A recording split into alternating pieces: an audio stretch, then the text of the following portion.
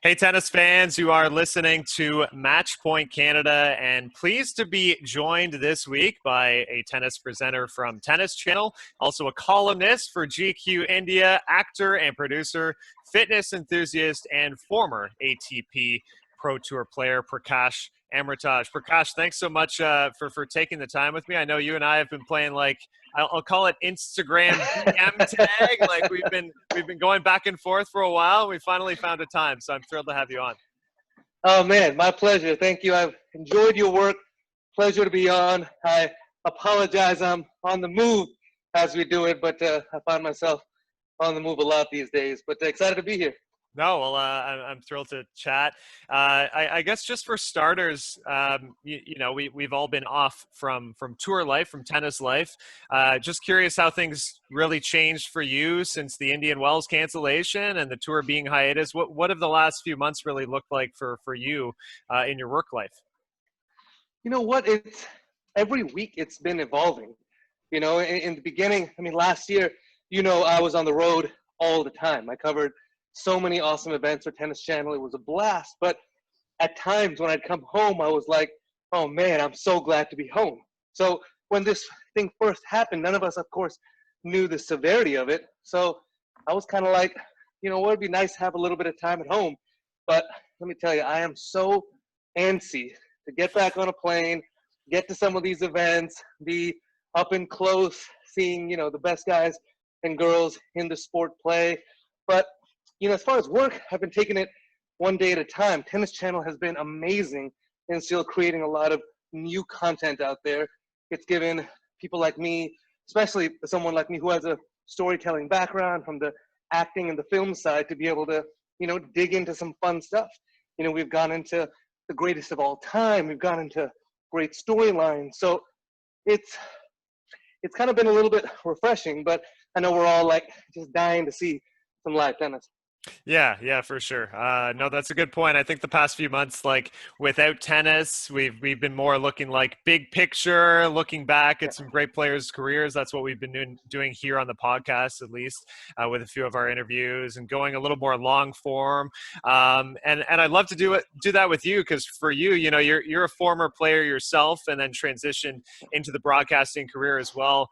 I guess how big of a part of your life was tennis growing up? And I'll mention your father in a second, but when did you first pick up a racket, and how did that really evolve into eventually a pro career? Oh man, tennis was everything. You know, Speaking for myself, it wasn't one of those things which, I played a lot of sports, and tennis was the one I was best at. So I thought it was my best chance for a pro career. So I went down that route. For me, gosh, it was the love of the game. Like the sweetest feeling in the world was waiting until that clock hit 3 o'clock at school, so I could just come, and I dreamt of that, that smooth chip backhand off a second serve and fly in to make that crisp volley. This was, back when people used to do that. Yeah. But it was an art. The joy that I got from the game is why I really played it. And a lot of credit to my father, who obviously was a big name in the sport. I saw a lot of tennis parents push their kids into the sport, and it kind of, it drove them away from the game a little bit. And my father was amazing in not pushing me into it, kind of letting me make my own decision. And that resulted in me developing my own real love for the game. That's good. And I think you bring up a good point. Whereas if you do have a parent who is too pushy, too forceful in that sense, you can, I guess, maybe build an athlete who kind of resents the game, doesn't love the sport at all.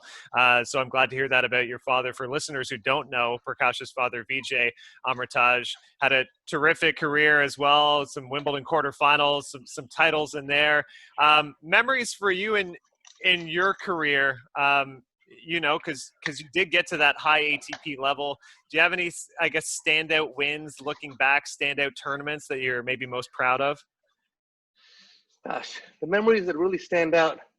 Had a really cool win over Marat Safin. I don't want to necessarily call it a full win. We were at the LA tournament over here, that was it, man. Growing up in LA, that LA Open at UCLA, Pete, Andre, everybody played. And that was just the event that you wanted to be at. And I had just led USC to a national championship. I was MVP in the finals, won a few deciding matches. So I got a wild card that year for the LA Open. I drew Murat Safin first round. This was, when he was balling out, playing really well. And I think I took the first set. Everyone I knew was in the crowd, just super pumped up.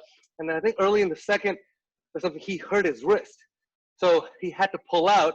And I remember just being so bummed out. But it was just a memorable match because you're playing, world number one, Grand Slam champion at your home court, So that was pretty special. Won't forget that. And then a couple Davis Cup matches stick out for me. We had a great win over Japan one year. Go Soeda, Nishikori. I came back from 2-0 down there. A couple match points down. That was pretty special. But, growing up, it was really about playing Davis Cup and playing Wimbledon. And I got to achieve both of those dreams. And kind of nothing like it. Really special. And now that I guess you've moved off that pro tour life, but I kind of found it funny early on in this conversation. You said you actually missed the travel, the ATP tour grind. That's the ATP tour grind is nonstop travel for you. But is it maybe a little lighter or easier now being on the outside of the sport as a presenter and in broadcasting?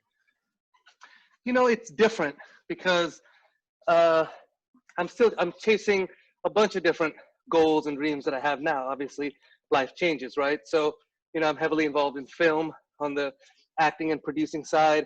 And then, of course, there's the broadcasting. And you mentioned what I do with GQ India. So there's some, motivational speaking, writing, and stuff in there as well. I feel like everything I'm doing right now, which I've been so fortunate to be given the opportunity to do, kind of complements each other. So, whenever I'm doing one, it helps feed the other. Even when I'm on the road, being able to, bring to light a lot of the great stories from these amazing athletes that we're so fortunate to see, that in turn feeds me to be able to do the other stuff I'm doing. If I'm doing stuff in film on the storytelling side, I'm able to maybe take some of that and put it into the sports broadcasting side and the interviewing side. So it all kind of feels pretty complimentary right now. And the good news is it doesn't feel like work. Like I'm loving it and just truly enjoying it. That's great. And I want to touch on fitness because for our listeners who will be listening to this, they might not realize you are moving on a treadmill, it appears, as we're having this conversation, which is fantastic. And I think a lot of people, when they think of a tennis athlete and they think former tennis athlete, they would probably assume that person would be at the peak of their physical fitness and training during their career. It was kind of the opposite move for you. So I know you had an issue with your shoulder, and that seemed to motivate like a complete transformation in your body. What pushed you to end up in kind of the muscle building fitness realm post tennis career? It was a couple of things. I was a little unlucky with some injuries on tour. I had a left wrist surgery, that kind of full right shoulder surgery you mentioned. That was a torn labrum, torn rotator cuff, 2 bone spurs they had to shave down. But for me, it's a couple of things. One, it goes in part of what I want to do on the acting side. All the stuff that I'm chasing over here, a lot of it is kind of changing the stereotype for people of my background. The way Indians have been portrayed on film, TV, it's been very stereotypical. And it's been great that stuff has been changing. You're getting to see Indians live in normal light. We're not just Apu from The Simpsons anymore, right, and so forth. Not just a, computer programmer. Now you're getting to see a lot more different aspects to it. And you've never really seen someone, sort of with the physique that I grew up, admiring in the 80s, 90s. Some of the great, action stars. Look, I grew up on, Will Smith and Bad Boys, Independence Day, even Tom Cruise in Mission Impossible, Schwarzenegger, True Lies, and you just haven't seen someone of my background while still American in those kind of categories. So I think physical attributes are a part of that. So that's, I guess, part of why I train so hard. And on the other side, when you train for whatever, 6, 8 hours a day as an athlete, and you go into the business world or whatever else, you can't just shut it off. You know, you kind of need something to sink yourself into. So weightlifting is not something that I could do when I was playing. So kind of a different art form that's still allowed me to train those same principles. You know, I mean, think about it. When you're in the gym, say you're lifting a 15-pound weight, your body tells you you can only do it 8 times. You physically cannot do it the 9th time. You keep trying. Week 2, week 3, all of a sudden, you do lift it the 9th time. Week 4, you lift it 12 times. Now you have physically trained your mind to believe that something that was once impossible is now possible. So for me, it's about training those kind of habits mentally, because I feel like that translates into everything in life. So yeah, it's a little bit of all that. This kind of gets me in the right mindset. No, that's great, and obviously it takes I think an extraordinary amount of discipline that people want to feed off, and they want that inspiration, and kind of have to realize. I'm sure you know, for the amount of time you've been training, that it is a marathon and not a sprint. This is not something that's, you know, a quick like 15 days to get the washboard abs. It's something that you really have to commit to. I'm curious for you during your pro career, and maybe now on the sidelines watching tennis, how much you think fitness has actually changed in the sport itself, because watching now, I feel like this is the height of tennis in terms of physically fit players. Ben, you hit it on the head, man. I mean, when I first came on the tour, I played my first US Open in 2002, and things were widely different, you know, and I know how things were in my dad's time in the 70s, 80s. So I know how things have evolved from then. Started to get a little bit more serious, but there was a lot less focus on the physical in their time. In my time, definitely started to be a thing. Towards close to the latter 2000s, it started to be a huge focus. Now, every single person out there is as professional and focused as you can be. If you're not giving 110% to every aspect of the game, you're absolutely losing out. You know, I mean, I knew guys who definitely wouldn't take their physical as seriously as people do now, but they were still having great careers. I just don't think it's possible to do that, especially with the way the game has changed. You know, now you can't really get away with just great ball striking, because everyone strikes the ball well, especially with the technology today. You have to be able to really last out the points, work the court. Even in a 3-set match, you need to be fit. These are not short points we're playing anymore. Yeah, no, I've noticed that. I think especially ATP, WTA side, it feels like even just within the top 200, every player is so physically strong, and there are no easy matches whatsoever. I'm curious what you're maybe expecting when we do get back for tennis.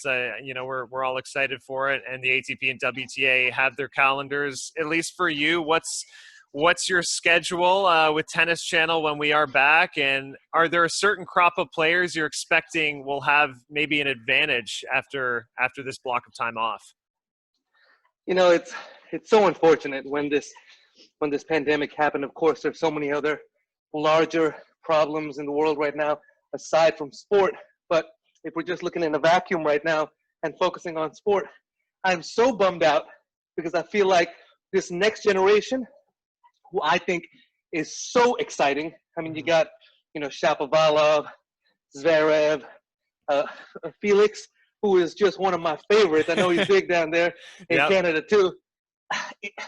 All these kids believe, you know, so hard. I think for a while it was just, oh, Roger, Rafa, Novak, you know, we can't touch them. Everyone else is playing for that next level, you know. So I got to throw Andy in there as well. Murray, everyone else is playing for the next level. Right. These kids are out there, you know what, we can beat these guys. So I had actually said, I think in the next 6 slams, I thought we were going to see a brand new, fresh face Grand Slam winner. Yeah. So that's what I was really looking forward to. Now, it's a tough call. I mean, I think the lack of rhythm that everyone is going to have, it may hurt the younger guys a little bit more, Right. and it may favor the older guys because look, the older guys get to rest their body now. You know, I mean, Fed, as far as tennis is concerned, let's forget the macro picture here of the world. I mean, he kind of scripted out great. You know, he's gotten a chance to retool the body a little bit, Yep. go under the knife, even minor, really rest up the body, and he can take off 11 months and come back guns blazing, as we saw when he came back and won that Australian Open. Yep. I feel like the young kids, they need to be playing matches, you know, all day long. They've seen some great initiatives from UTR to the Ultimate Tennis Showdown to what's going on in Berlin and stuff now, World Team Tennis. So at least there's some play going on. But, man, I think it's a little bit of a crapshoot. It's going to be exciting to see what happens. We're gonna see some upsets, I'll tell you that. Yeah. No, I find it funny actually during this stretch that we see guys like on the men's side, Team and Tsitsipas, they just want to play nonstop. You can't get them off a tennis court, and Rafa feels like he's at home in Mallorca with his feet up, just relaxing. So he's probably working on that golf swing, which is pretty good from what I hear. No, exactly. Well, Canadian fans will be thrilled that you named Felix and Dennis because love those two guys. Yeah, we think they have a terrific future themselves. And let me not forget Bianca. She may be one of my most favorite to watch players of all time. Guys, girls, it don't matter. She's a blast. Every part of the court attacks. And I got to chat with her last year in Toronto when she won the event, and she loves the taste of a fight in her mouth. You know what I mean? Yeah. I mean, when things get tough, she was bandaged up, this and that. She just got tougher. I cannot tell you how much I love that, admire that. I'm inspired by that. More boys and girls need that. Yeah, absolutely. We've been inspired by Bianca and her resilience on the court, like so much toughness at such a young age. I'm curious, I know you have somewhat of a relationship with Serena Williams and know her personally. And for her, it's still this huge quest to tie and perhaps break Margaret Court's record. There seems to be a lot of motivation there when we've spoken to her coach, Patrick Mouratoglou. Have you caught up with her at all in the last few months? And where do you think maybe she's at mentally, physically, and maybe capable of a run to get that next slam? I mean, look, we've been in touch on and off, chatted with Venus actually, a bit more. They're all aching to play. Yeah. You know, they want to get back out there. Even the statement that Serena made publicly, she is raring to go, you know, at the Open. She had posted an adorable picture of her and Olympia the other day, as doubles partners. That was amazing. Yeah. You know, for me, I think you got to look at it like there are no asterisks in this life. Mm-hmm. You know, it's what's up on the scoreboard. You know, right now, who's she chasing? She's chasing Margaret Court, right? How many Grand Slam singles titles does she have? She has 24. But very few people talk about the fact that not as many people play the Australian Open back in the day. You know, maybe picking up those titles were a little bit easier than the competition level that Serena had to put, whatever. But it's just about those numbers. Mm-hmm. So if this U.S. Open happens, you got to put Serena at, you know, kind of front of the list because she doesn't have to travel very far. I've seen the pictures. She seems to be keeping in really good shape, and she's going to be mentally fresh. So, you know, she's able to sneak it out, you know, even during the midst of all this. I think, one, she'll give a lot of people in this country who desperately need it inspiration, and she'll hit that magic number 24. It'd be pretty cool. It'd be very cool. Yeah, it would be fascinating to see if it happens in 2020. But before I let you go, I'm curious now that you are out of the sport as a professional player, do you still get back on the court and play every so often? And what is your game like with a new physique? Is it better? Is it worse? Is it helpful? Well, I'll tell you, I've been playing a lot more tennis than I generally do because Pops is in town.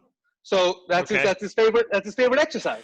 So I'm the one that's hitting with him all day long. Yeah. And his tennis has improved a lot during this break. we've been hitting a lot. The only problem is right now I'm doing a little something called a bulk, right? Yes. You bulk and then you cut. You put on a bunch of muscle, but you're Right. going to put on a little fat, then you cut the fat. So Yep. then I'm a little heavier than I normally like to walk around. Okay. So my cardio is struggling a little bit on the tennis court, but the power is good. That's the good news. All right. Huge power, but the agility is not quite there, is what you're saying. It's struggling, but once I cut the weight, I think we'll be good to go. Okay. Who wins in a match between you and your dad? Or do you play matches? It's if you add up the golf games and the tennis, right now it's very tight. It's very tight. Okay. All right. I would love to see that sometimes. Prakash, I'm thrilled that we finally made this happen and got you on our Match Point Canada podcast. And if we see you in Toronto or Montreal 2021, 2022, I'd love to catch up with you then. Ben, I would love it, my man. And before I go, I'm going to drop something for all your listeners out there too, especially during this time. It might be, exciting to get a little engaged, get a little physical competitiveness going on. I'm going to start something shortly, so keep your eye on GQ India. Obviously, follow me and on Tennis Channel. When I start this cut, we're going to do a little transformation challenge. So anyone else wants to jump in there? Because I know a lot of people would have put on a little bit of LBs during this quarantine period too. So maybe if we could all get together, kind of get each other excited to drop some of this, get into our best shape. I'm going to have a little something for the winner. It'll be exciting. Oh, this I love, and I want to tell our listeners, I'm glad you brought this up because this is a small challenge that I started yesterday, very straightforward though, and I do some circuit workouts and I'm on the tennis court a lot, but very simple challenge is 1 month straight, you got to hit 100 squats every day. Very simple, 30 consecutive days, 100 squats. My guy does not forget leg day. Man, I like it. I like it. Thank you. All right. Well, now that I've aired this out, I can't cheat and have to commit. So it's on the podcast. It's going to happen. Prakash, thanks so much for doing this. We really appreciate it. Yeah, my pleasure, my guy. Hope to see you in person soon. Awesome. All right. Thanks a lot. Cool. Really, really appreciate that. Take care, buddy. Yeah, we're great. That was okay. Perfect. Awesome. Glad we finally got to do it. If you need anything else, always just holler at me. Yeah, for sure. I forgot, where are you based in, by the way? I meant to ask. I'm in LA. You're in LA. Okay, awesome. Cool, man. All right. Cool. Well, glad to meet you face to face, and we'll be in touch. My pleasure, man. Thank you. Have a good one. Yeah, you too. See ya.